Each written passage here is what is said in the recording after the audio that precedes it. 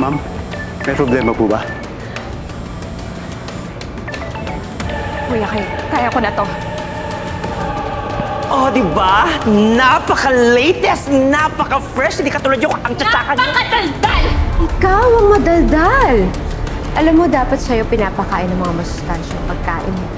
Para naman magkalaman-laman ka na. Yan go! Kuya Kay! Let go! Ano let her go? Ikaw din! Ano sumali? Walang hiya ka ha! Atras! Ay! Teka lang! Atras! Mabilis yun naman! Teka lang, health expo to, hindi ko parcel. Sarap? Kuya, as one of the event organizers, I demand.